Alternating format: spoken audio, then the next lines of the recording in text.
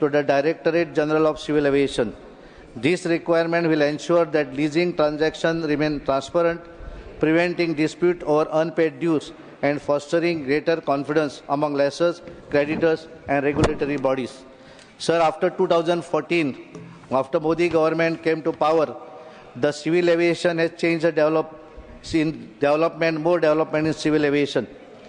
Airports अगर हम देखें तो the total number of airports in India 74 2014 से पहले थे, अभी 159 एयरपोर्ट पूरा देश में बने हैं. हमारा Goa is very small with a population of around 16-17 lakhs. Goa में 2 एयरपोर्ट है, नॉर्थ गोवा में अलग है, साउथ गोवा में भी अलग है. पैसेंजर अगर ग्रोथ हम देखें तो passenger during up to January 2024 to December 2024 161 million as against 152 million during the previous year. That is a growth of 6.1%. Total aircraft for scheduled operation has increased from 400 in 2014 to 836 as on 28 to 2025. Regional Connectivity Service, that is RCS Udan, Uda Desh Ka Nagrik. Air travel becomes more accessible to people, connecting 88 airlines including 13 helicopters and 2 water aerodrome. More than 148.62 lakhs people has availed benefit of Udan scheme since its inception.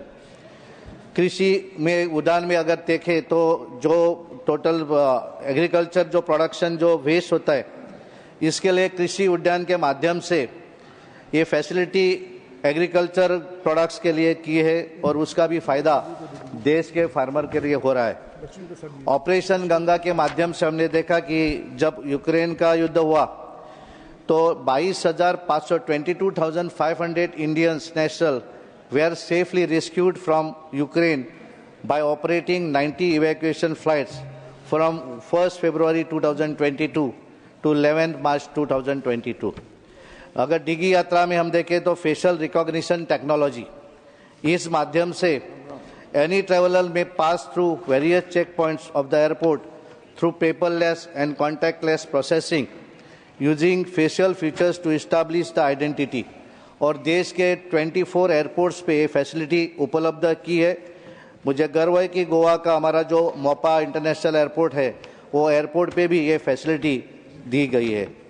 Leasing of aircraft हमने देखा तो with the enablers in place from zero base in 2014 as of 31st December 2024 33 aircraft leasing entities have registered in GIFT IFSC for undertaking aircraft leasing business.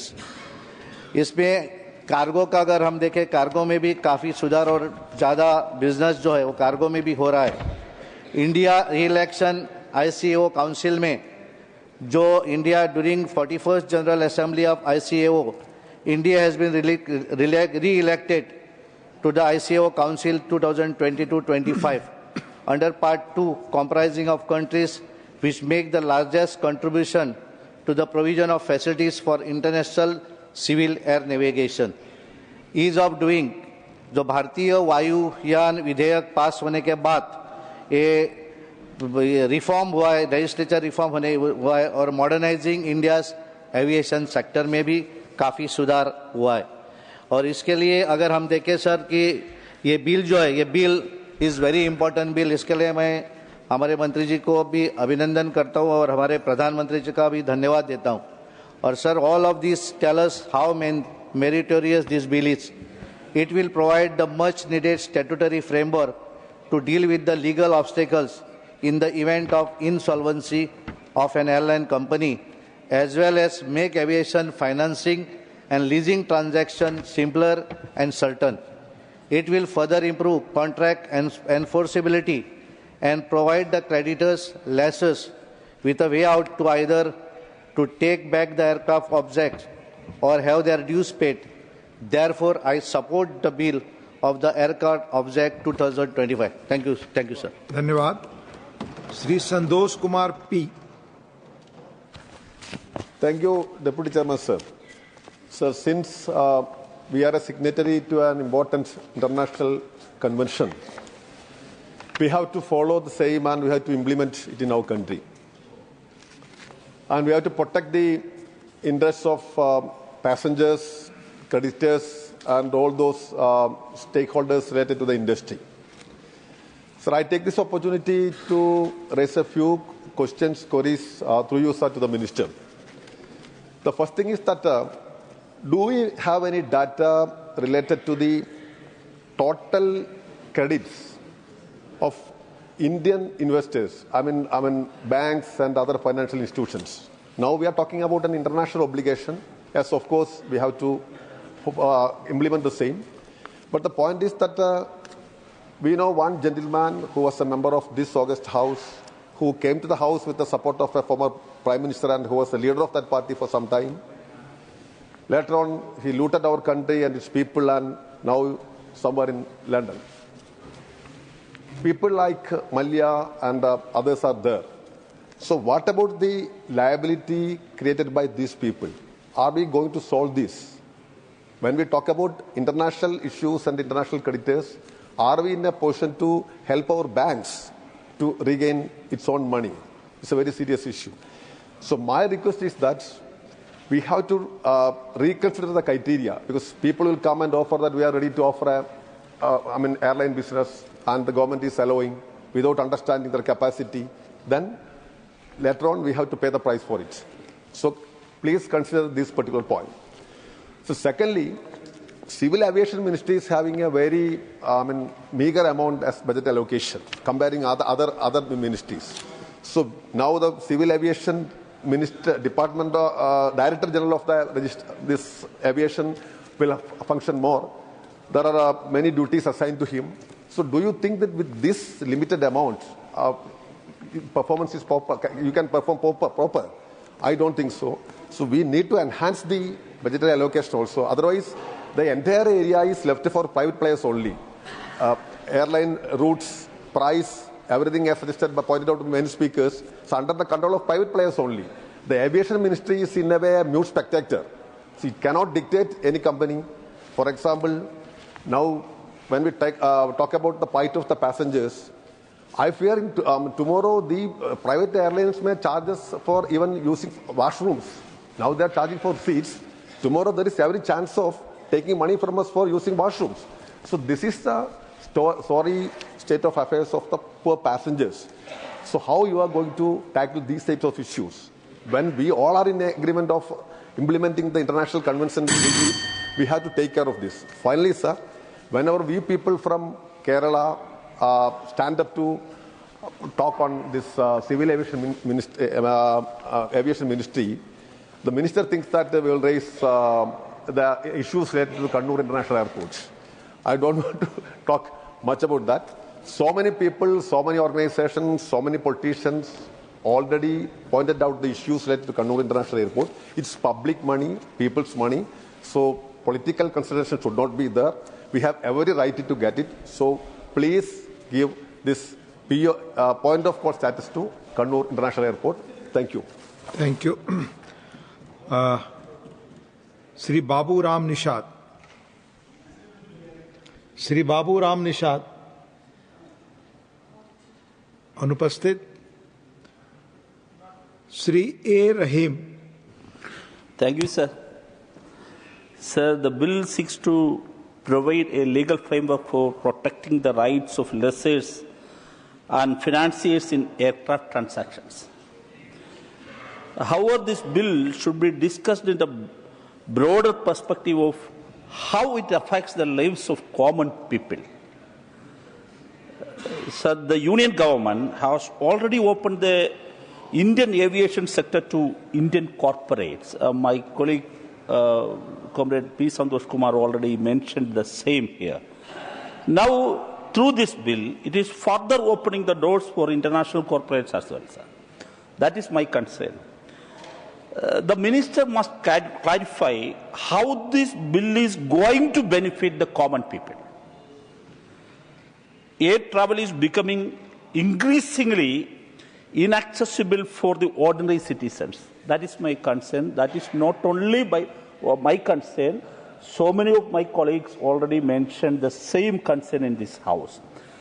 A study by Airports Council International, ACI, reveals that India has recorded the second highest increase in domestic airfares in the Asia Pacific and West Asian regions.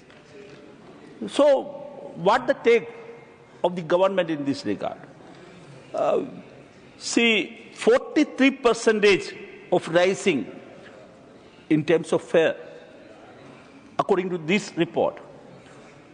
Can you imagine the plight of expertise in the Gulf region?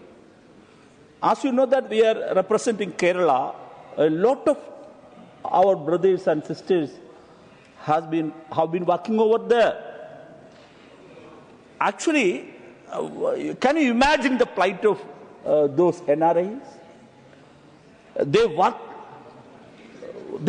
there throughout the year and only occasionally get a leave, sir. This is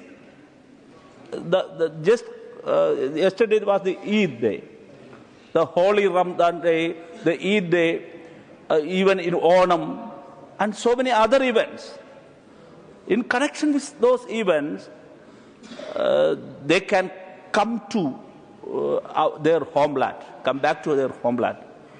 But unfortunately, the NRIs, the Pravasis can't come even if they get the leave. Even they get the leaves, they can't come due to the exorbitant hike of the travel fare. So, Comrade Santosh already mentioned here, what is the role of the union government? Sir, just a minute, sir. I have time. Sir, can you imagine the plight of these passengers? Another one thing is that the government is making laws that favor of corporates.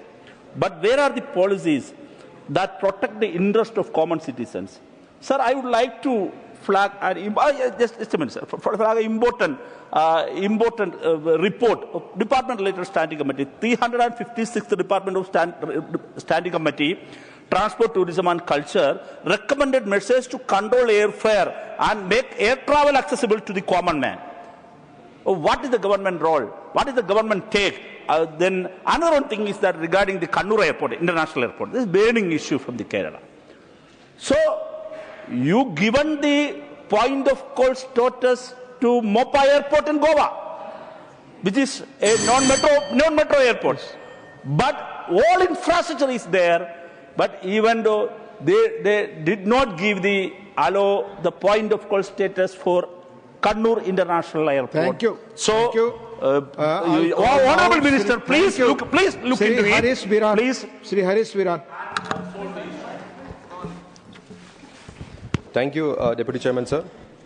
Sir, this legislation is a very necessary legislation. I agree to that fact. It will bring clarity for the international lessors and all as to if there is a default, what is to be done. But let us understand that this particular legislation has been brought about not because of any foresight, but because under the pressure of crisis, triggered by the insolvency of a lot of airlines, the latest being the Go First Airlines, plus the global downgrade of India's aviation leasing environment.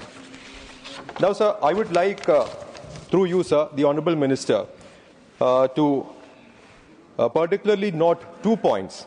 First point is, sir, as per Section 9 of the bill, Section 9 states that in case of an inconsistency between a provision of this Act and any other law for the time being in force, the provisions of this Act shall prevail to the extent of such inconsistency. Now, sir, this bill, in fact, has been brought about because of certain provisions of the IBC, the Insolvency and Bankruptcy Code. Because once there is insolvency and bankruptcy court proceedings, then a moratorium creeps in, and once the moratorium is there, you won't be able to take your machines out. Now, but problem is about the IBC code. There is a provision under the IBC code, Section 238. Section 238 of the IBC code says, the provisions of this code shall have effect, notwithstanding anything inconsistent therewith contained in any other law for the time being in force, or any instrument having effect by virtue of any such law. So IBC code says, notwithstanding any other law, the IBC will prevail. Our law, Section 9 in the present bill states that notwithstanding any other law, our law will prevail. Now, our law has been brought in because of the provisions of the IBC. Therefore, I think there is some inconsistency between the provisions of our bill and the IBC. My suggestion will be that you can incorporate in Section 9 of our bill that notwithstanding anything contained in IBC specifically, so that this particular inconsistency you can get over. That is my suggestion. That is my suggestion to the Honourable Minister.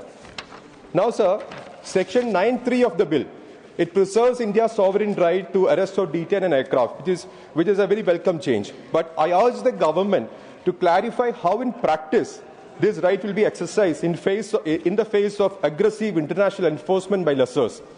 While Indian public sector dues and the claims of airport operators and employees receive equal priority and swift resolution, or will they be left struggling while aircraft are swiftly deregistered and removed from Indian soil?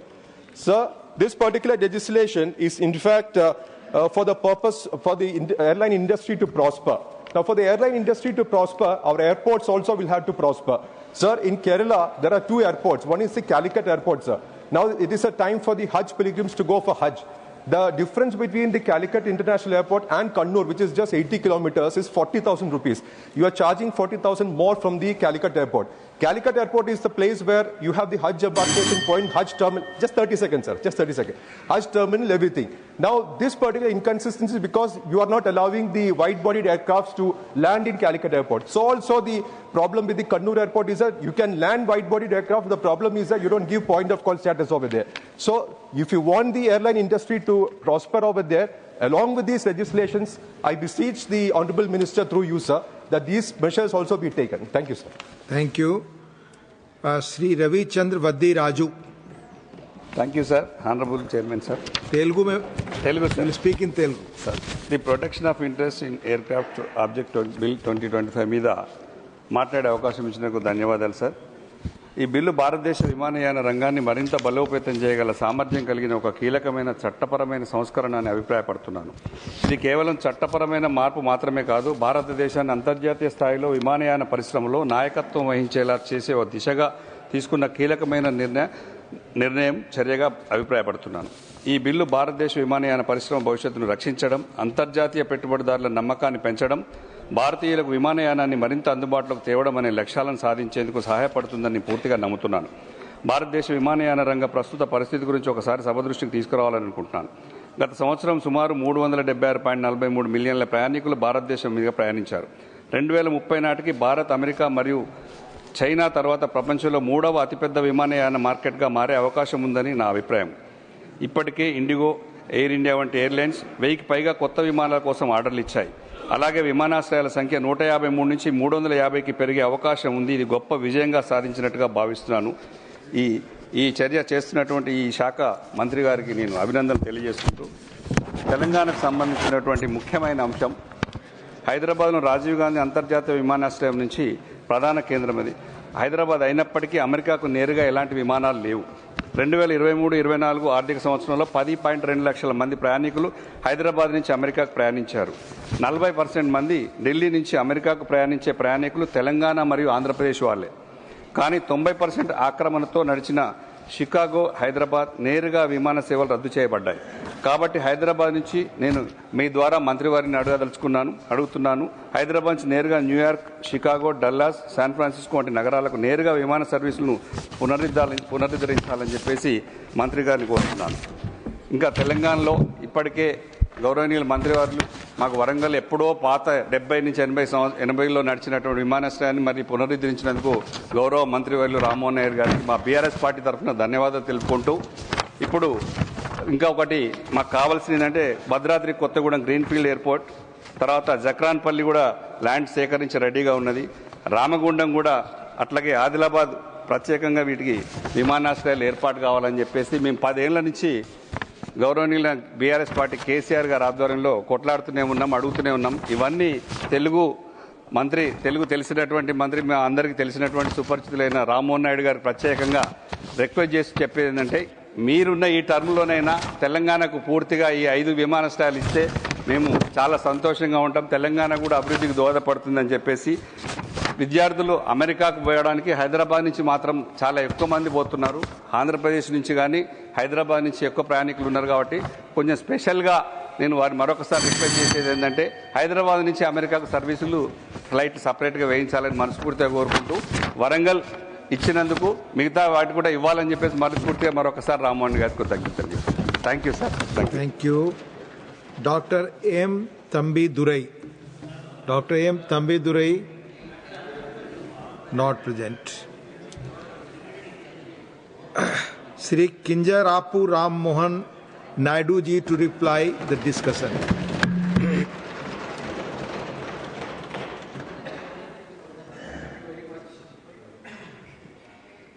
Honorable Deputy Chairman, sir, for giving me the opportunity. In fact, almost 16 members have spoken on this very important bill, the Protection of Interest in Aircraft Objects 2025. And this, the interest that has been shown by all the members, first of all, I'd like to thank them for giving all the suggestions and participating very intensely in the debates also. And there were discussions not only limiting us to the interests of the bill, but more than that. And I would like to say that this is the kind of passion that civil aviation is invoking in all the members of the parliament or also the citizens of this country today.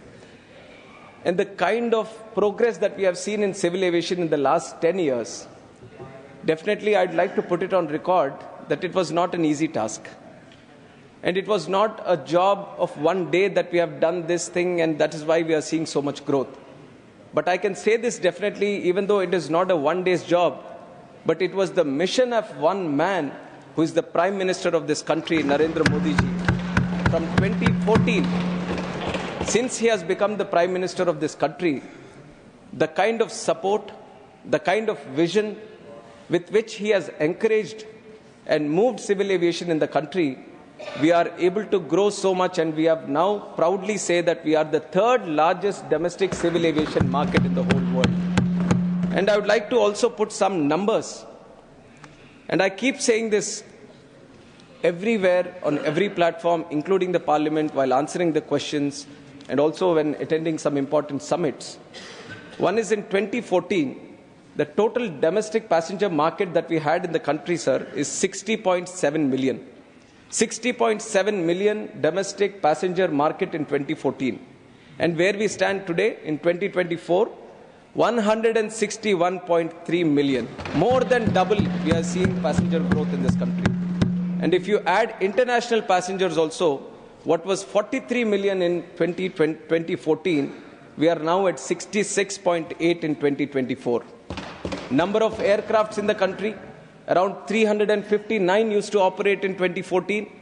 Now we have 840 aircrafts operating in the country, making 4,000 journeys across the country every single day. And you look at number of airports. Just now some members have also highlighted that number, which is 74. 74 airports in 2014 to a staggering number of 159 in 2025 and still counting. This is the kind of growth which no other country in the last 10 years would have witnessed. Many countries are similar to India in this financial stages. Some are having very similar conditions. But the kind of growth that India has seen is because of the vision and the mission of one man, that is our Honorable Prime Minister Narendra Modi ji, sir. And the year-on-year growth that civil aviation has seen, 9.7% CAGR. Many departments tried to achieve this growth, but this we can proudly say that civil aviation has achieved this kind of growth.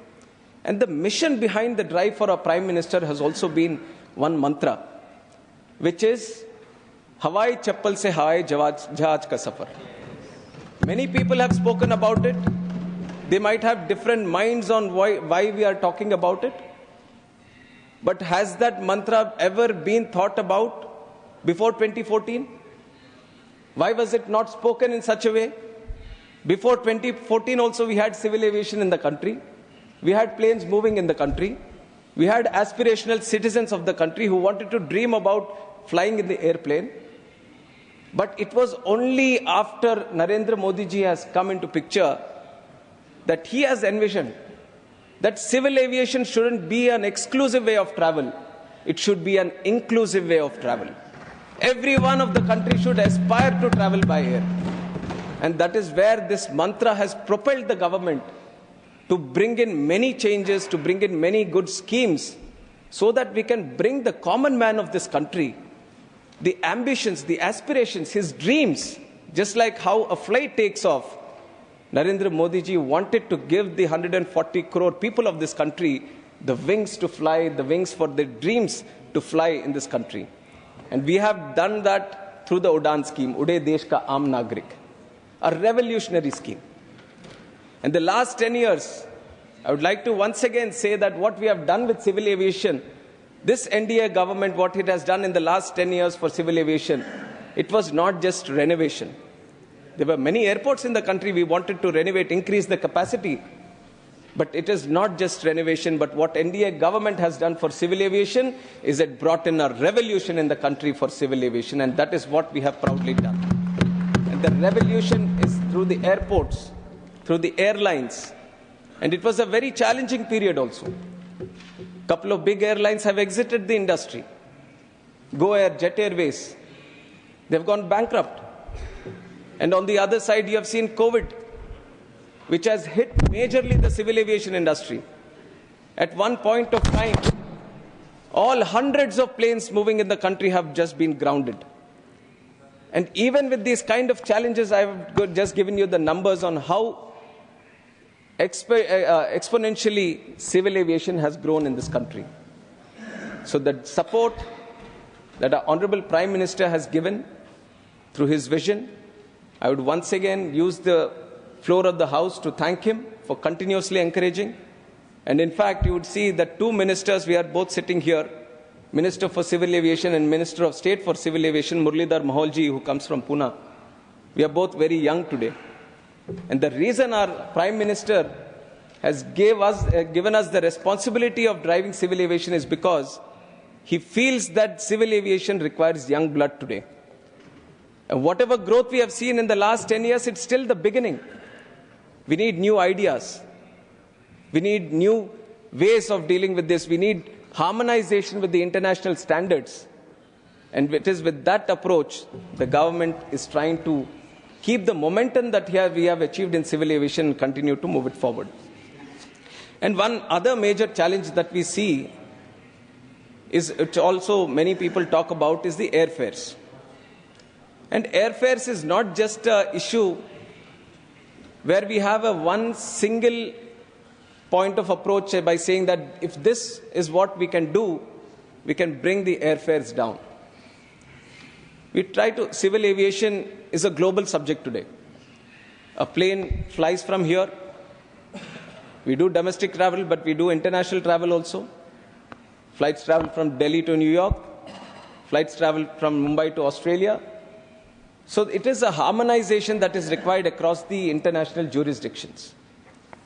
And it was in 2001, when aircraft leasing business was also growing, that was when the international leasing industries, airlines, governments, everyone came together that we had to do something more so that we can harmonize the whole industry around civil aviation across all the countries. And this was an issue which was majorly faced by the leasing industries because the lessor was sitting in one country, the banking sector was sitting in, the banking who was trying to facilitate the lease was sitting in another country. The airlines who wants to operate the airline is sitting in another country. And they all had multiple jurisdictions in their own countries trying to deal with this leasing business. And that became a challenge internationally for the airlines, for the industry, for the banking sector.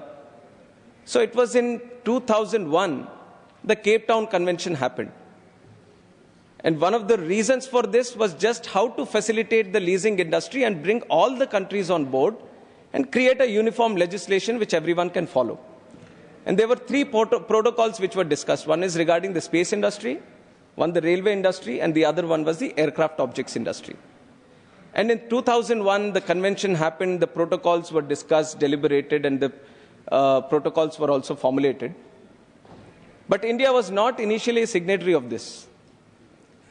2001, everything happened. By 2005, the pressure was building up on India that they also had to assent to this protocol and convention, because the leasing business was growing at that time. And I have to tell you, it is a very price-sensitive industry, civil aviation. Now, we all want more planes to come into the industry, more planes to fly in our skies, but every plane is very, very expensive. For you to purchase the plane yourself as a company, it puts a lot of financial stress on your own balance sheets. So, which was why there was a lot of encouragement towards the leasing industry. And around this time, 90s and 2000s, lot of the nationalization which was happening with the air carriers, they were all becoming privatized.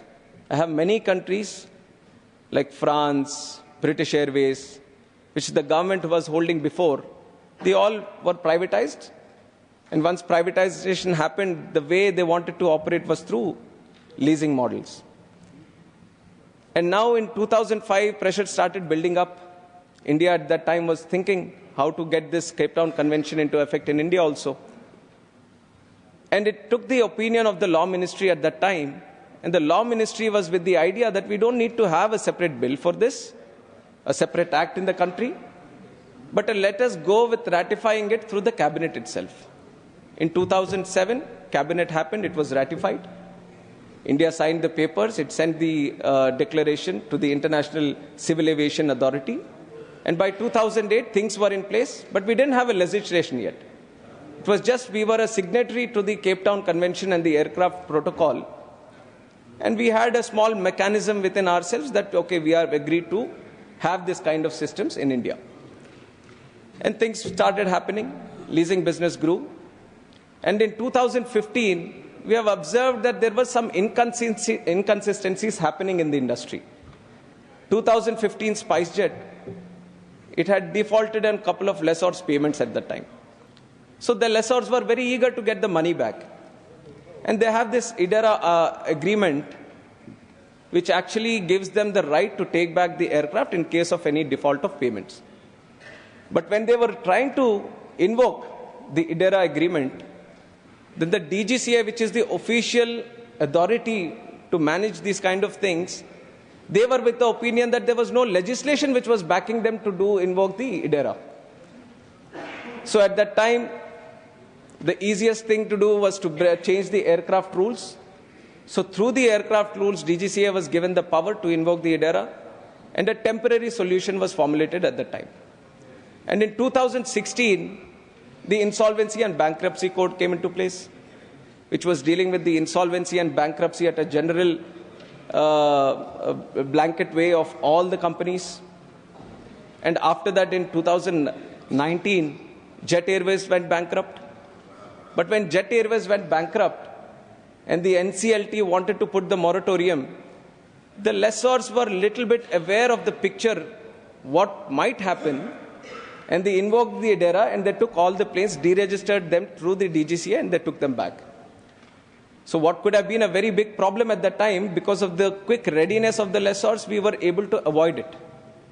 But still, the things were moving according to the rules and this just the general signatory that we have. And then Go Air also went bankrupt. When Go Air went bankrupt, the NCLT put a moratorium, and it said this time DGCA won't get the planes deregistered. So many of the planes which were supposed to be taken back by the lessors were sitting on the ground. They were not being able to maintain the aircrafts. So there was a general loss the industry had felt. Now, over all these examples that I've mentioned, what was observed by the industry, the airlines, the banks, everyone was that there was no proper legislation in the country. There were a lot of inconsistencies happening. There were a lot of interpretations from different people in a different way. So there was no common legislation which was dealing with the leasing industry. And what this whole thing has led to is that a drop of Cape Town Convention compliance index, which is being maintained by Aviation Working Group across the globe, where more than 400 stakeholders are part of it. And they maintain a score. And India's score went down to 50. Just to give an example on where we stand, Singapore has up to 92. US has around 90. So some of the countries who really regularly deal with this leasing industry, they try to maintain above 90. And we were suddenly dropped up to 50. Now what this created was a ripple effect that once the score goes down, the leasing costs go up because nobody finds it more attractive to come to India and lease their planes. Now if the leasing costs go up, if you want to lease more planes, it becomes more hard on you to lease these planes. And if you have more hardships in leasing these planes, you'll have less number of fleet operating, with the kind of demand we are setting on the other side in the country, more demand on these planes itself for having the passengers travel on them, and then the air prices also rise up. So everything is all interlinked with one and another step. So that is why the whole reason we are bringing this act is to give force of law to the Cape Town Convention and the protocol. So that is what, if you see the majority of the act also, other than giving it the force of law, it contains the Cape Town Convention, it contains the aircraft protocol, and the declaration which we are signing, abiding ourselves to both the convention and the protocol as a signatory to International Civil Aviation Organization. That is the major gist of this. And if you look at the airlines also, their comments on how they feel about how this leasing industry business is going on. Air India, upon the enactment of this legislation, we improve India's compliance score in the AWG's outlook, making Indian airlines eligible for CTC discount, which will significantly reduce leasing costs by approximately 8 to 10%. So once by getting this act into place, you're reducing the leasing cost by 8 to 10%. Now, these are the costs which are going to trickle down to the passenger and the airfares also. That is why this becomes very, very important for us. Indigo also. In absence of legislation, it might be possible that other lessors may reduce their exposure in India or increase their pricing further between another 5 to 10% over and above, and to the increase of 15%. They also have a very similar picture in mind. Akasa Air, in the absence of legislation, release rates may increase by an additional USD of 15,000 per month, and SLB gains drop by an additional USD 1.5 million per aircraft over the already higher rates. So they all are indicating that if you don't have the legislation, you're basically paying high rates and you're at a disadvantage from the other countries. And this is the time when civil aviation is growing in India. You need to have proper legislations in place so that we can bring in more planes into the country. So this was the idea from the industry also, because one of the members asked how the industry is reacting, how the airlines are reacting to this legislation.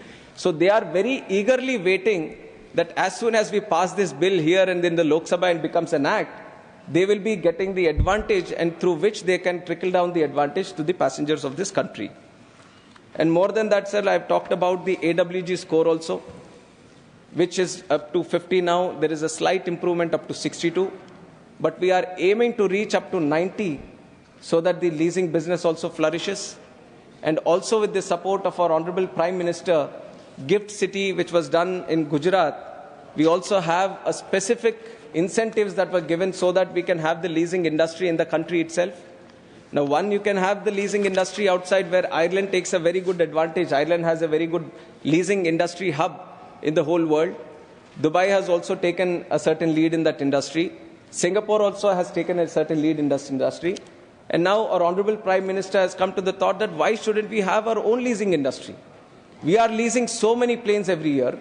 I've talked about 840 planes operating in our Indian skies. 86.4% of those planes are in the leasing model today. The airlines are preferring to go into the leasing model. Now, when they lease, they go to other countries and lease. Now, when you go to other countries and lease, there is a forex trading also happening. So you are losing out on that. The costs add up in the forex also come down basically onto the passenger. So our Prime Minister has thought we should have the leasing industry here.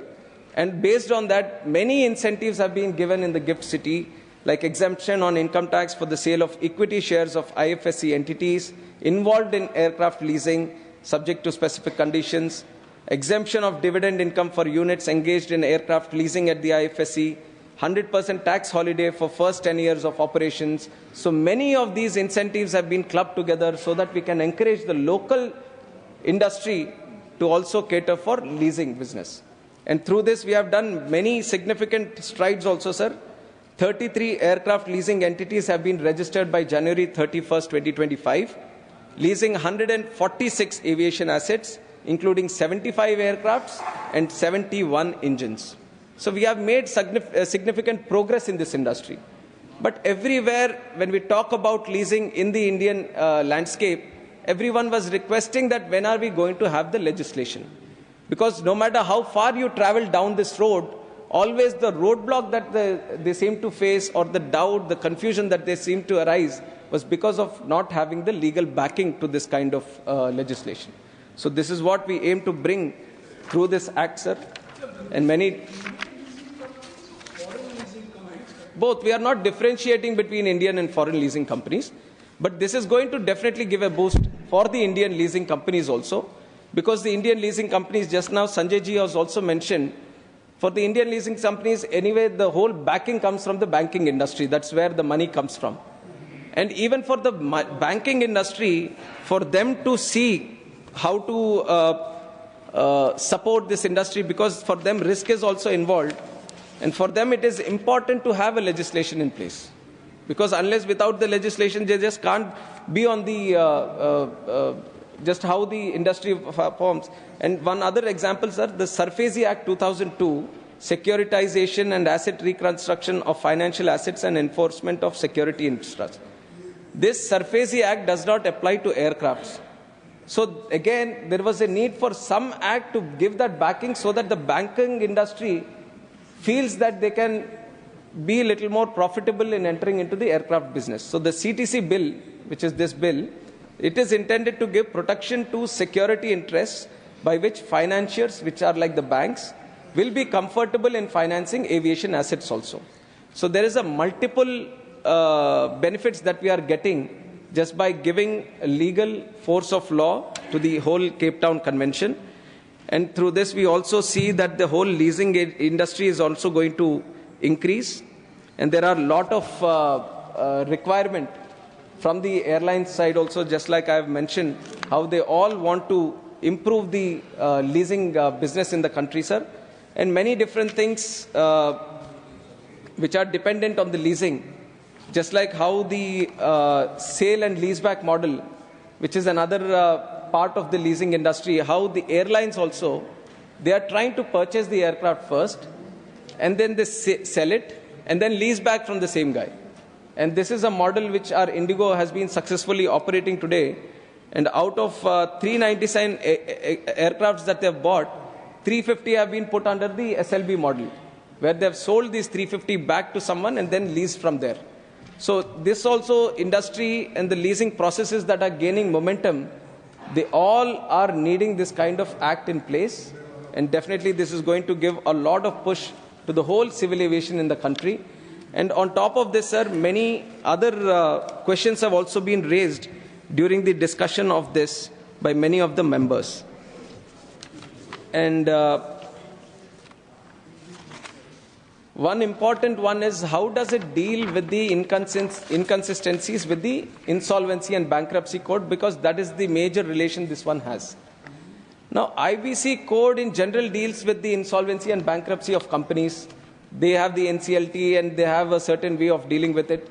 But now with aircrafts also coming into that ambit, it created a lot of confusion for the lessors who wanted to lease their this thing.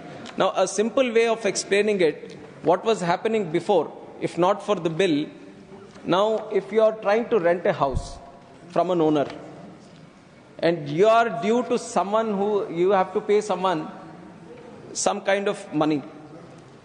Now, if you are not paying the money, the person who you owe the money is going back to the owner of the house and asking him for the money.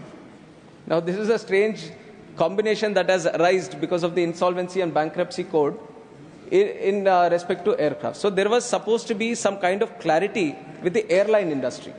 And that is what we have brought in through the CTC bill. And this is going to create a lot of clarity on how the whole leasing industry should function. And also, especially when there is a problem of insolvency in the country regarding the airlines, then this bill can come into effect, and there is a period of 60 days, 2 calendar months, within which you can settle all the dues, and the lessors can take their planes back, which is rightfully their owned. So it was very important to create that kind of differentiation between the Insolvency and Bankruptcy Code and the Cape Town Convention, sir, and that is what we have done here. And how are the domestic laws protected under this bill? Sir, this bill gives force of law to international obligations of India arising from the accession of convention and protocol, like I've already said. And it has also been provided that the bill, in addition to the provisions of the bill, provide adequate protection to the existing domestic laws by overriding only such provisions which are inconsistent with the already acceded treaties. So it is not going into any domain which is not related to aircraft objects.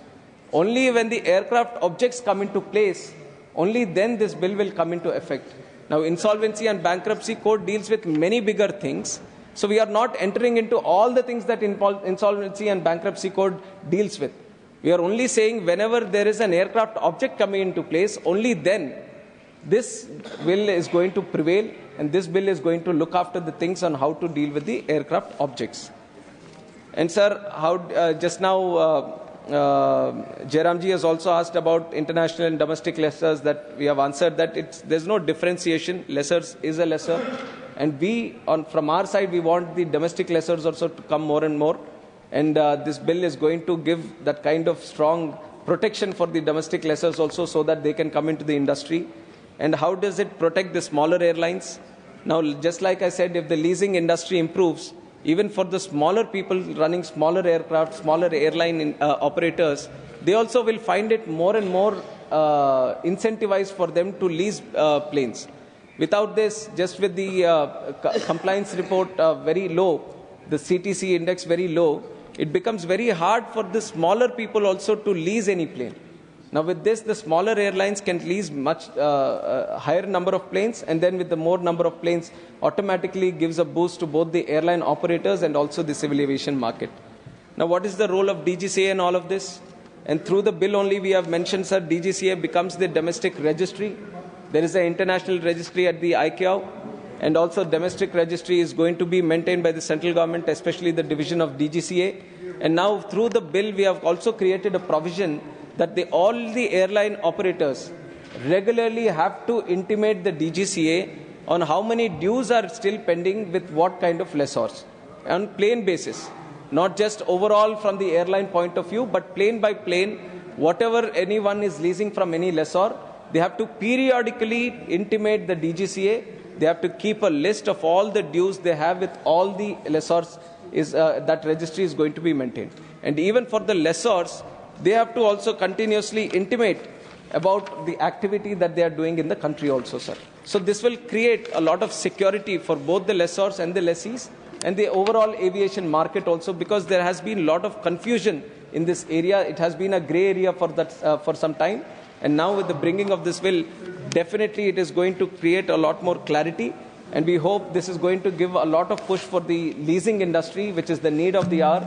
There is an immediate need for this bill to be there in the industry, sir. And it is with this speed that we wanted to bring it. And I'm very happy that many of the members who have spoken of this bill understand the seriousness of this, and they have supported it. And there have been many members who have taken the opportunity of this bill to talk about some local issues, some of their airport issues, some of the connectivity issues also. And it is very difficult to answer each and every person individually, but I'd like to mention some states. One was Bihar, which they have mentioned about not having an international airport other than Gaya International Airport. I'll come to some of the states. Bihar has a very peculiar situation, sir. Bihar has Patna. In the capital city, there are two airports at present. One is the Patna airport, and also Beta airport, which we are trying to develop, which is a civil enclave. It's an Air Force airport, and we have taken some land and we want to develop. But even though they both will be operating, we can't do international planes because of the fixed runway length that is there. We can't do wide body aircrafts there, which is why, in the interest of the Bihar, please let it. In the interest of Bihar and the citizens there, we want to create an international airport. And I would like to thank the Honorable Finance Minister for specifically mentioning it in the budget that we will be creating an international airport near Patna in Bihar.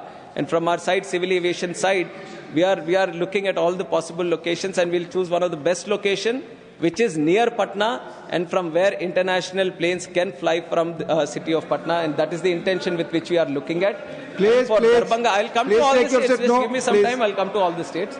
I know this is the most interesting aspect, sir. The bill is there, definitely, but the aspirations is for the local demand in the local airports. And other than this, the Darbhanga airport we are developing with a cost of more than 1,400 crores we have put in. The work is going on. Purnia airport also we are developing right now, sir. There has been a cooperation from the state government in respect to land that is required. We are presently constructing it. And by August or September, we see that the terminal is going to finish. And definitely we are going to start operations from Purnia airport also. And we have already started building also. And then we have other airports, sir. Let me take the state of Telangana now. Telangana, we have taken a historical decision of granting permission, site clearance also for in principle approval for airport in Warangal, sir. Warangal used to be one of the biggest airports in the country pre-independence era. And after some time, there used to be Vaidut Airlines also, which was flying from there. But because of lot of different reasons, the airport stopped functioning in 1980s sometime. And since then, there has been a strong demand from the locals there to start the airport. And now, with the support of state government, with the proper vision of the central government, we were able to grant the site clearance. And very soon, we are going to start the work in Warangal airport also. And we plan on building one of the best airports in the country in Warangal also, sir. And the Telangana government also has a demand for many other areas. And with the cooperation and support from the state government, we are going to see if we get the required piece of land in the required area, then definitely all the other areas also, sir, we'll definitely look into it. And also the state of Kerala. Kerala, I'm coming to you, sir. Kerala, one Kannur airport, right from Chief Minister to members here, both LokSabha, RajyaSabha, they've been asking for point of call from that airport. Kerala is the only state where they have 3 airports which already have point of call. One is the Trivandrum, Kochi and Calicut. And properly flights are going international, and some domestic also are flying from Kannur airport also, sir. Point of call, definitely there are money requests from across the country also. We need to have a balanced approach for all the other states. So definitely we will look into it, but it has to be a balanced approach considering all states. The only thing that the government has here, and I'll be very honest and open with you, sir, 2 things is, one, we want to have our own Indian airports to function as hubs. Now you see in the Gulf, Singapore, Turkey and all these countries, they are trying to grow their own airports at the cost of our Indian airports, because they are trying to take the passenger traffic from here, take them to their own countries, and from there they are trying to connect to the whole world. What we want to see is India have its own hubs in the country itself so that they can also flourish. Now we are at a strategical location for the East and the West, where people from the West can use India as the hub. Now, unless we try to improve the hub situation in the country, you can't be able to facilitate for that. And if you start diverting our traffic to all other areas, then it becomes very difficult for our Indian airports to grow at that stage. And the second thing is, we want to protect the Indian carriers who are operating from India, sir. So we have an obligation that we want to improve the Indian carriers also. So it is with these two situations. It is with these two situations that we need to have a very balanced approach when we think about giving a point of call for a new destination. But I agree to the demand, because this is a demand which has been there across the country. Mr. Rahim, and we are going to see what best we can do. And we have done a lot for the state of Kerala also, sir, and we'll continuously keep doing so. Our support for Kerala is continuously going to be there from the Ministry of Civil Aviation. We want all the airports to grow. And one challenge, what the Hajj that has been done, which has been mentioned, sir, the Hajj, every year there is a tender by the Ministry of Minority Affairs from all the airports on how many people need to be carried to the Hajj. And now what happened here is the tender, the bidding which was happened is at that level. It's a very transparent and accountable way of dealing with this Hajj thing. And that is how the bidders came in. That is how the bidders came in, and it was through the process how they were selected.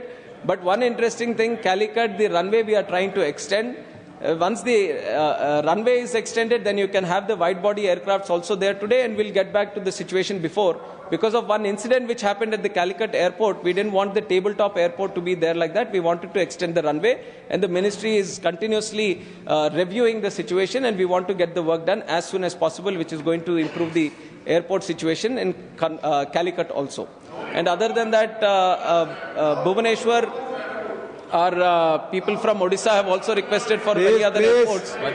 Please Many other take your airports place. have also No. been mentioned. Please. Sir, all the airports, whatever we are getting requests, sir, we are thoroughly assessing.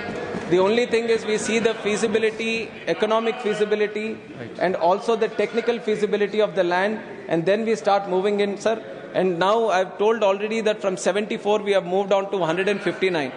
And only because of the support that Ministry of Civil Aviation is able to give, we have been able to increase. We are not restricting people from not having airports, but definitely the support has to come from the state government also in starting to provide the land. And now today we are also seeing that the major cities like Bangalore, Delhi, Mumbai, Chennai, Kolkata, all these require second airports, sir. We have come to that stage where all the metropolitan cities are getting saturated and require new airports. Now Mumbai, the existing airport is there, Santa Cruz, and now we are building Navi Mumbai Airport. Now Delhi, including the RJI airport, we have Jewar International Airport, which is going to come up. Now Bangalore has already been discussing for new airport in Bangalore, and the state government is proactively moving in selecting some sites for that. And on top of that, sir, Please take your seat. Bhubaneswar is also trying to have an additional airport in Puri. So they have selected some land and they are trying to move in Puri. Chennai also, Parandur airport is also coming up. Now Calcutta, West Bengal, I would like to make a request that Calcutta airport also needs another one right now, being a metropolitan city and a very important city in the country. So the state government should look at having an alternate airport, a second airport which caters for the city of Calcutta, because that is very much required today. Unless you start moving into that direction today, unless you start providing that land, it becomes very difficult in the future. So like just how other metropolitan cities are moving in that direction, I would request states and the governments there to thoroughly look at this. Yes. This is a requirement not just for today but the future also, and I would use this forum to request through the members to their respective states to definitely support the idea of creating more airports. And sir, we are with the idea that in the next 5 years we can build 50 more airports. And I would also like to thank the Honorable Finance Minister. Udan scheme, what has been there for 10 years from 2016 to 2026, because of the way it has revolutionized and democratized air travel in the country, we have extended the scheme for another 10 years. So from 2026 to 2036, we are going to see an expanded Udan scheme through which we want to build 120 new destinations in the country. And we want to make 4 crore people travel under the Udan scheme, which is going to be much more which is going to give much more access to the citizens of this country. So we have grand plans coming in the future also. And to achieve this, we require the support of the state governments also in providing the land, in trying to acquire the land. So if the states can be proactive in this area, then definitely from the central government and the Ministry of Civil Aviation, we will provide all the necessary support. We don't see any politics in this area. We just want the country to thrive. We just want the country to become the #1 in civil aviation, not just in terms of hub and connectivity, but also in giving accessible, comfortable and convenient travel to the passengers also. And one initiative we have started under the Udan scheme, sir, we have connected the unserved and underserved airports of this country, where there were no flights traveling at all. There was a challenge on how to connect these airports, and it was through that vision the Udan scheme came into place. And after Udan scheme came into place, we have started more than 642 routes in this country where no planes were operating. No planes were trying to take up those routes. But through the viability gap funding under Udan scheme and developing of those airports and creating that infrastructure so that people and planes can move from that area, we have been able to start 600 more routes in that selected this thing. And now we have taken certain inspiration from Udan scheme also. Now you may agree or not agree, some people in this house, but after the involvement of the Udan scheme, lot of the lower middle class and a lot of the people who are migrant laborers working in different countries, they have all started to use air travel. What used to be a travel by train, they are starting to use. And now there has been a lot of debate on the prices in the airports also, on how. And taking inspiration from the Udan scheme, we have started Udan Yatri Cafe in the airports also, where water bottle we are providing for 10 rupees, tea, coffee for 20 rupees, samosa for 20 rupees. This is the first kind of initiative, and I don't think even the railways will have these kind of prices what airports are trying to give today. We have started in Kolkata, which is doing record number of sales. We have started in Chennai. We have started in Ahmedabad. We are starting in 8 more airports, and we want to do it in each and every airport of this country. Each and every airport of this country, we want to have a stall where at least if someone wants to buy something, he doesn't feel that I can't have anything here. We want to create, at least, even though airports are supposed to be facilitating for the travel, we are ensuring that at least in this sense, we have to make sure that he doesn't go hungry at the airport, and we are creating these Udan Yatri cafes, which has been successfully done in the initiative, and in the future we are going to make it possible in all these things. And when it comes to airfare, I know it is a very contentious topic of discussion for all the members. I already told you that when it comes to airfares, it is a work in progress, and a lot of things need to come into place. If you try to break up the airfare itself, there will be hundreds of things which try to affect the airfares, right from the fuel prices, right from the kind of leasing charges that are taken, and the MRO costs that are involved, and the kind of people that get involved in maintaining the aircraft. So many things are there. So capping the airfares and trying to have a one-stop approach is not followed by any country.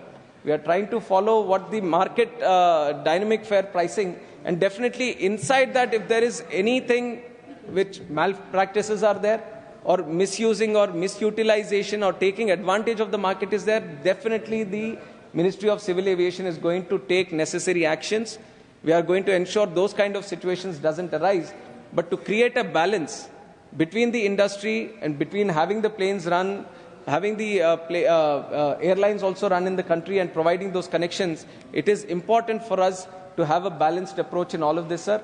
And you have seen that all the airlines, if you look at their financials, all of them, except for Indigo, all of them are in negative right now, their balance sheets. So it is important to see that the airlines also perform. If you take out one airline, let us say if you make it non-viable for one airline, if they go bankrupt, and if 200 of their planes don't perform in the country, and how many cities get disconnected now? How many of the routes don't get facilitated now? So it is important for us to think on a long term and try to see how collectively we can grow so that the airfares are also reasonable, the air travel continuously grows, and also the industry creates a lot of job creation for the youth who are very passionate about civil aviation in the country. And I would once again, on behalf of myself and the MOS, Muralidhar Mohalji, would like to request the House in their full-fledged support in this, sir. And I would also like to, because ex-Prime Minister Devegowda Please, sir, Mr. Wilson, for Hassan Airport, this is not proper. For Hassan Airport, we are continuously trying to push it from our side, sir. State government needs to also step up in that area, and we are trying to do our best so that we can complete it on time. So I just wanted to give these remarks to the Honorable ex-Prime Minister. With this, I would like to ask for each and everyone's support in this bill, sir. This is a very important bill which the industry needs today, and everyone, each and everyone from the industry is going to appreciate the way this is going to change the aviation landscape in the country. So once again, I would like to sincerely request for the support. With these words, I would like to... thank you. माननीय मंत्री जी का जवाब bill pay खत्म हुआ, आगे बढ़े इसके पहले माननीय एलओपी का कोई सजेशन है या क्वेरी है? प्लीज माननीय एलओपी।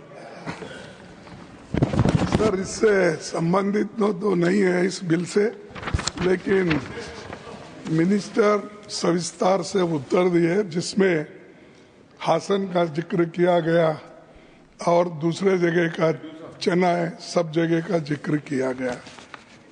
उनको मैं धन्यवाद देता हूं, लेकिन जिस जगह एयरपोर्ट बनाया गया है उस जगह फ्लाइट्स नहीं है। अब आपको मैं ये उदाहरण देना चाहता हूं, शायद इतने लोगों में या जितने भी एमपीज हो और जितने भी राज्यसभा के मेंबर्स हो, शायद अपने मत क्षेत्र में कोशिश करके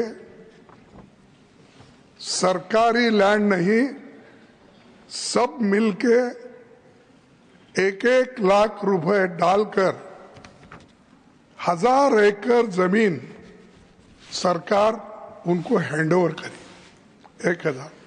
फिर उसके बाद उन्होंने रनवे नहीं बना सके, तो हमने स्टेट गवर्नमेंट से फंड लेकर रनवे बना दिया।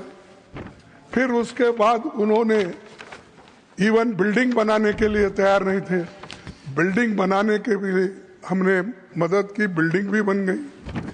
फिर लाइटिंग का इंतजाम नहीं था, लाइटिंग का इंतजाम भी करवा दिए। फिर मनरेगा में हमने कंपाउंड डाल के भी दिया, क्योंकि लोगों को काम भी होता है और वहाँ के एयरपोर्ट को एक सुरक्षा भी मिलती है। ये सब हमने करके दिए। देने के बावजूद एक आदमी को उन्होंने एक कोई स्टेयर एयरलाइन क्या कुछ तो एक है, 3 दिन को एक बार आता है, फिर बाद में गायब हो जाता है। और वो है कि क्या बोलते गुटखा ओनर। अगर ऐसे लोगों को देखकर हमारे पास पहले, खैर हम लोग जब रिक्वेस्ट किए, प्राइम मिनिस्टर को भी लेटर लिखा, मैं नायडू साहब को भी लेटर लिखा, ज्योतिरादित्य सिंधिया को भी लेटर लिखा।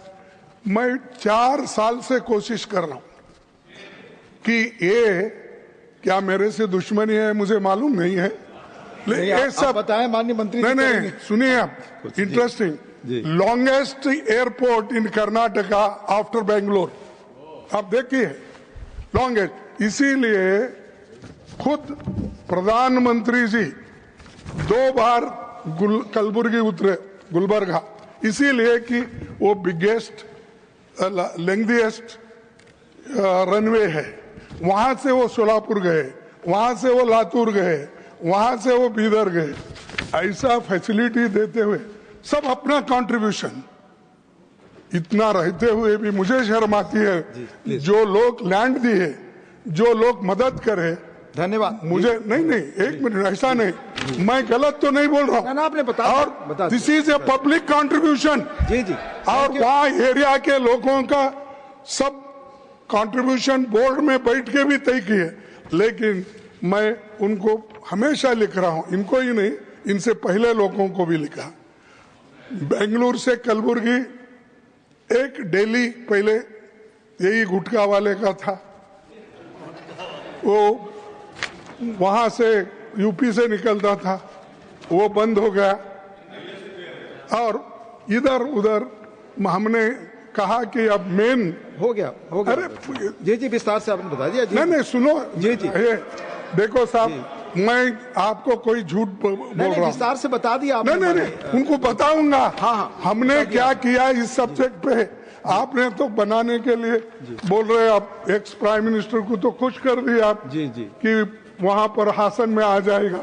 उन्होंने प्राइम मिनिस्टर रह के नहीं कर लिए, चीफ मिनिस्टर रह के कर लिए नहीं, अब उनके पीछे गिर रहे आप, मुझे समझ में नहीं आ रहा। और मैं यहाँ पुकार रहा हूँ। धन्यवाद माननीय, धन्यवाद माननीय मंत्री जी, धन्यवाद। अब आपने बता लिया विस्तार से। जी आगे आपका रूल है, बताया जब कभी भी अपोजिशन लीडर उठ के बात करता है तो उसको देना चाहिए। क्या मैं गलत बात कर रहा हूँ? आपने बता दिया। देखिए साहब, वहाँ क्या क्या इंस्टीट्यूशंस है, किस लिए हमने डिमांड किया।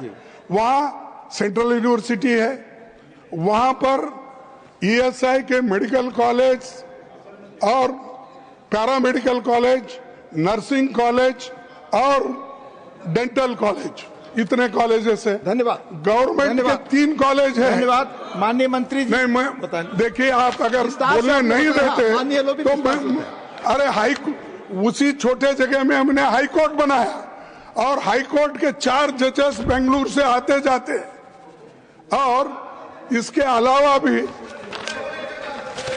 प्लीज अरे रिप्लाई तो हो गया ना, बता लिया माननीय लोपी, बता नहीं ठीक।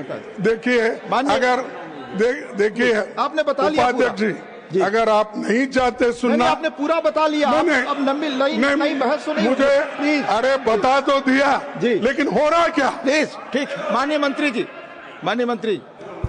सर, सीनियर मेंबर खड़गे जी ने जिक्र किया ये कलबुर्गी एयरपोर्ट का, पर जिस तरीके से पैशनेटली उन्होंने उसके बारे में बोला, मैं कहना चाहता हूं सर, देश में जो 150 एयरपोर्ट्स बने, सभी में सभी का योगदान था सर। हर स्टेट गवर्नमेंट ने उतने पैशनेट के साथ ही वो स्टेट गवर्नमेंट ने दिया। ऐसे नहीं है कि यहाँ पे कुछ अलग ज्यादा कुछ हुआ है सर। हर जगह पे, everywhere people have donated their land, state governments have come into picture, they have taken that airport building very, very seriously, and with everyone's cooperation only we have built, and it is not just one government or one person doing anything everywhere.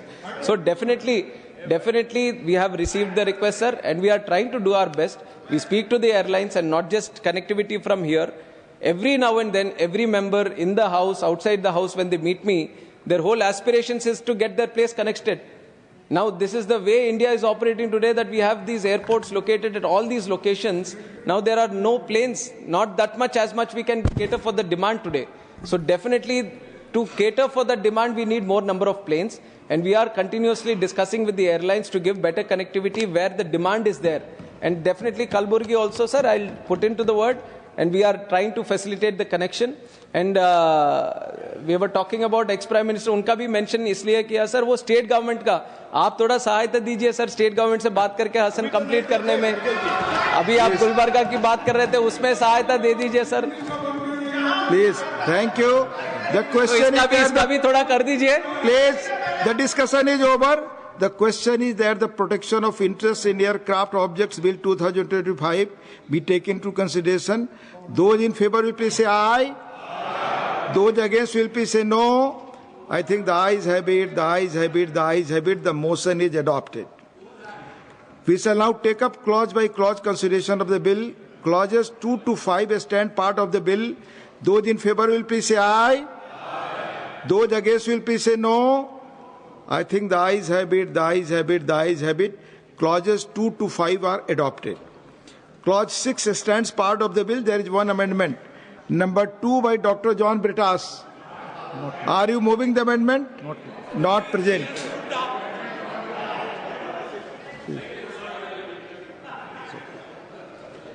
I shall now put the clause 6 to vote. Those in favor will please say aye. Those against will please say no. I think the ayes have it, the ayes have it, the ayes have it. Clause 6 is adopted. Insertion of new clause 6A. There is one amendment for insertion of new clause 6A. Number 5, Dr. B. Sivadasan. Are you moving? Yes, sir. I like to move. So amendment moved. Those in favor will please say aye. Those in favor will please say aye. Manoj Haji, please, let me read it. Those in favor will please say aye. Those against will please say no. I think the noes have it, the noes have it, the noes have it. The amendment is negative. Clauses 7 to 9 stand part of the bill. Those in favor will please say aye. Those against will please say no. I think the ayes have it, the ayes have it, the ayes have it. Clauses 7 to 9 are adopted. Clause 10 stands part of the bill. There is one amendment. Number 3 by Dr. John Britas.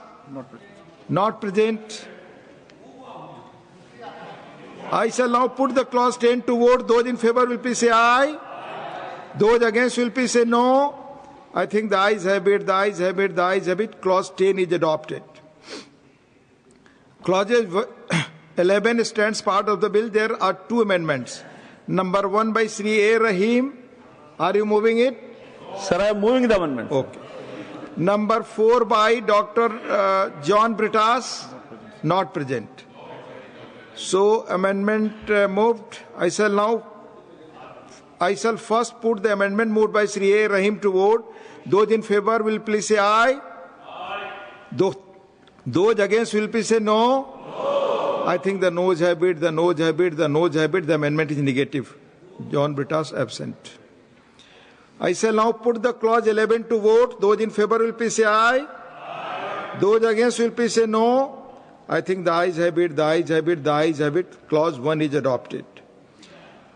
Clause 12, the first schedule, the second schedule and the third schedule stand part of the bill. Those in favor will please say aye. Those against will please say no. I think the ayes have it, the ayes have it, the ayes have it. Clause 12, the first schedule, the second schedule, and the third schedule are adopted. Clause 1, the enacting formula and the title stand part of the bill. Those in favor will please say aye. Aye. Those against will please say no. I think the ayes have it, the ayes have it, the ayes have it. Clause 1, the enacting formula and the title are adopted. Sri Kinjarapu Ram Mohan Naidu to move that the bill be passed. Sir, I move that the bill be passed. Motion moved that the bill be passed. The question is that the bill be passed. Those in favor will please say aye. Aye. Those against will please say no. I think the ayes have it, the ayes have it, the ayes have it. The bill is passed. Now, the Tribhuvan Sehkari University Bill 2025, Sri Murlidhar Mohol to move a motion for consideration of the Tribhuvan Sehkari University Bill 2025.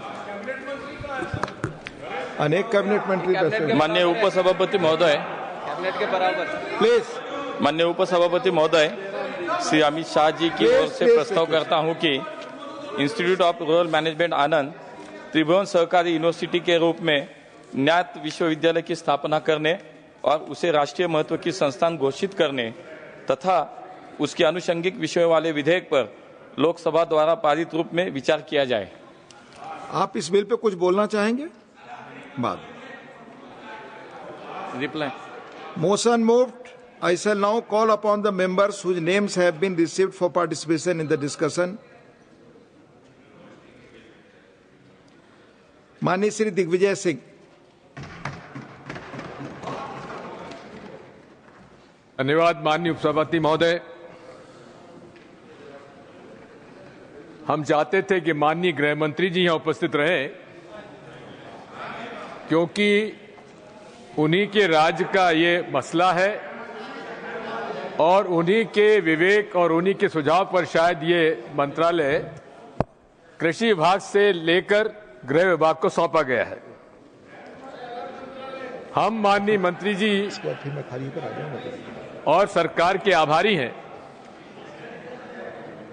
आपने इस सहकारी विश्वविद्यालय का जो bill है, please शांति बनाए रखें please. उसका नामकरण एक ऐसे वरिष्ठ तत्कालीन सहकारिता के कांग्रेस के कार्यकर्ता आदरणीय श्री त्रिभुवन दास जी पटेल के नाम से रखा है, जिन्होंने कि सरदार वल्लभ भाई पटेल की प्रेरणा से और वी कुरियन साहब के सहयोग से इस देश में श्वेत क्रांति की अगुवाई की 2014 के पहले, और ये सब माननीय सभापति महोदय 2014 के पहले का मैं जिक्र कर रहा हूं। उसके बाद क्या हुआ है उसकी जानकारी शायद मंत्री जी देंगे।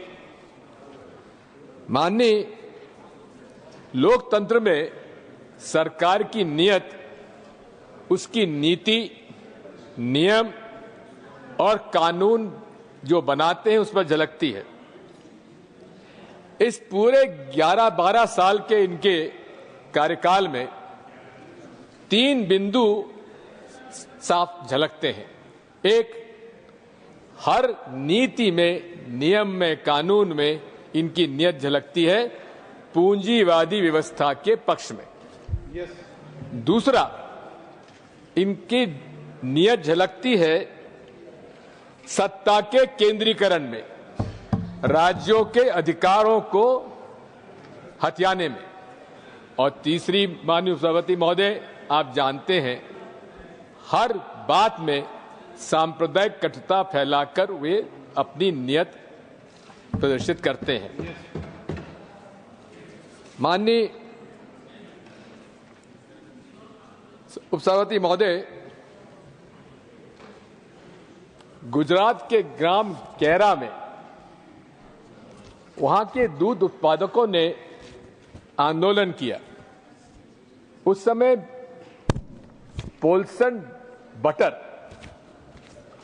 के लिए दूध वहां से ले जाया जाता था और किसानों ने आंदोलन किया कि आप कम भाव में दूध लेते हैं और महंगा मुंबई मिल्क स्कीम को बेचते हैं। ये सरदार वल्लभ भाई पटेल के पास आए। सरदार वल्लभ भाई पटेल जी ने उनसे कहा कि तुम सहकारी समिति का गठन करो और मोरारजी भाई देसाई को कहा कि आप इनका सहयोग करो। और वर्ष 1946 में अमूल सहकारी समिति प्रारंभ हुई। माननीय, ये एक ऐसा उदाहरण है जहां प्रोड्यूसर और कंज्यूमर के बीच की जो खाई है वो पाटता है। सामान्य तौर पर आज के व्यवस्था में किसान को उनकी उपज का केवल 30-40% ही मिल पाता है बिचौलिए और प्रोसेसिंग के बाद। लेकिन अमूल एक ऐसी संस्था है जिसका 80% जो भाव उपभोक्ताओं से आता है वो किसानों के पास जाता है। यही शक्ति है सहकारिता की, और इसमें यही कारण है जिसकी वजह से हमारे भारतीय संविधान की आर्टिकल 2043 में संविधान में सहकारिता पर पूरा एक आर्टिकल रखा गया। सरदार पटेल ने कहा था, I know of no other instrument so potentially powerful and full of social purpose as the cooperative movement. मैं आपसे अनुरोध करना चाहता हूं सभापति महोदय कि सरदार पटेल ने कहा था कि सहकारिता केवल आर्थिक गतिविधि नहीं है, वह एक अलग प्रकार की जीवन शैली है, एकता की, न्याय की और समरसता की। और इसी सहकारिता को उन्होंने कहा था कि ये भारत को शक्तिशाली बनाएगा और अखंड रहेगा और आर्थिक और सामाजिक विकास के माध्यम से इसे आगे बढ़ाएगा। इसीलिए संविधान में इसे राज्यों की सूची में रखा गया। देखने में आ रहा है माननीय सभापति जी कि लगातार राज्यों के अधिकारी, हमारा राज्यों का हाउस है और इस राज्यों के हाउस में लगातार राज्यों के अधिकार को धीरे धीरे कम किए जा रहे हैं। मैं तो कहता हूं, माननीय मंत्री जी यहां है नहीं, अगर अमित शाह जी आपको सरदार वल्लभ भाई पटेल के रूप में एक दूसरा सरदार गुजरात का बनना है तो आप कम से कम उनके विचारों को अंगीकार करिए। सहकारिता के माध्यम से, जनता के, किसानों के माध्यम से, उपभोक्ताओं के माध्यम से, और आदमी को किससे कंपेयर कर? जी मैं वही कह रहा हूं कि साहब आपको करना है तो उसका पालन करिए उनके विचारों का, लेकिन इन्होंने राज्यों का अधिकार छीना है। मैं आपसे अनुरोध करना चाहता हूं सभापति जी कि आज केंद्र सरकार ने सहकारी मंत्रालय बनाया। पूर्व में यह मंत्रालय कृषि विभाग के साथ था, हमेशा एग्रीकल्चर कोऑपरेटिव मिनिस्ट्री हुआ करती थी। लेकिन किस उद्देश्य के साथ और किस मंशा के साथ माननीय प्रधानमंत्री जी ने सहकारिता को अलग किया और सहकारिता को कृषि से अलग करके गृह मंत्रालय के साथ जोड़ा, ये क्या राज छिपा है मैं कह नहीं सकता। आज इस मामले में मैं आपसे अनुरोध करना चाहता हूं कि इसमें क्या राज छुपा है तो जोशी जी आप पता नहीं लगा पाओगे, ये गुजरात का मामला है। मैं अनुरोध करना चाहता हूं कि आज आप देख रहे हैं आई एम नॉट यील्डिंग, इस बिल के माध्यम से कोऑपरेटिव का कॉर्पोरेटाइजेशन हो रहा है, यानी कि कोऑपरेटिव जो मिनिस्ट्री है और कोऑपरेटिव सहकारिता जो है वो सहकारिता किसान और मजदूरों के हाथ से निकालकर उसे उद्योगपतियों के हाथ में सौंपने का षड्यंत्र है। मैं आपसे अनुरोध करना चाहता हूं, भारत और विश्व स्तर पर सहकारिता आंदोलन हमेशा से समाजवादी विचारधारा उसमें निहित रही है।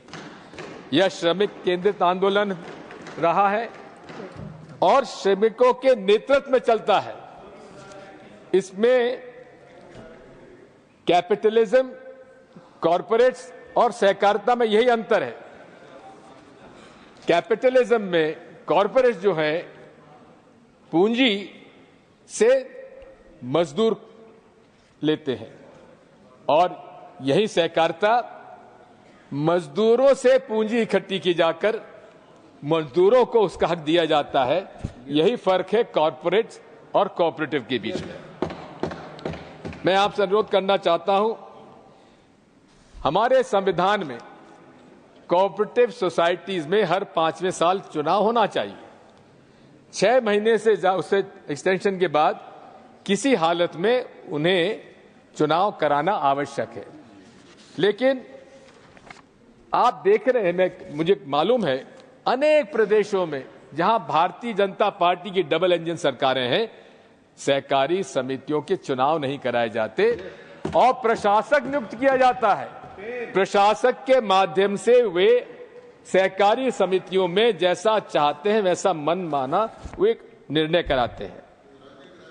मैं और की बात तो नहीं जानता ज्यादा, लेकिन मध्य प्रदेश के बारे में कहना चाहता हूं। मध्य प्रदेश में 4536 पैक्स हैं, प्राथमिक सहकारी समितियां हैं। उनमें से 3800 यानी कि 80% जो प्राइमरी एग्रीकल्चर सोसाइटीज हैं वे पूरी तरह से आज ओवरड्यू हो चुकी हैं, भारी घाटे में हैं और वहां के चुनाव भी नहीं हो रहे। इसी प्रकार 38 जिला सहकारी बैंक में से लगभग 13 जिला सहकारी बैंक की हालत यह है कि वे 2000 रुपए भी अपने सदस्यों को नहीं दे सकते। इसी प्रकार घोटालों का अंबार है। शिवपुरी जिला सहकारी बैंक में 100 करोड़ का गबन हुआ, कोई कार्रवाई नहीं हुई। इसी प्रकार ग्वालियर में 25 करोड़ गबन हुआ, कोई कार्रवाई नहीं हुई। यही नहीं है माननीय सभापति महोदय, अनेक सहकारी संस्थाओं में 20 साल से सहकारी समिति के चुनाव नहीं हुए और प्रशासक को बैठा रखा है। ये माननीय मंत्री जी, इस बारे में आप कम से कम जोशी जी, गृह मंत्री जी को इतना बता दीजिए, अरे सहकारिता मंत्री जी को बता दीजिए कि कृपया आप सहकारिता के मंत्री हैं तो कम से कम राज्यों में क्या सहकारिता की हालत है पता लगा लीजिए। अब 5 साल में चुनाव होना चाहिए, संविधान में प्रावधान है, लेकिन मध्य प्रदेश की डबल इंजन सरकार ने उसमें भी कानून परिवर्तन करके कह दिया कि नहीं, चुनाव ना हो तो ना हो, अनंत काल तक चुनाव स्थगित करने का अधिकार दे दिया और अनंत काल तक प्रशासक को बैठने का अधिकार दे दिया। यह है सहकारिता के हालात इस देश में। माननीय सहकारिता मंत्री अमित शाह जी जो सरदार पटेल का एक दूसरा रूप बनना चाहते हैं। माननीय सभापति महोदय, इसी तरह से मैं कहना चाहता हूं, cooperative apex bank Madhya Pradesh का वहां के प्रबंध संचालक पर गबन की शिकायत हुई। 12 बार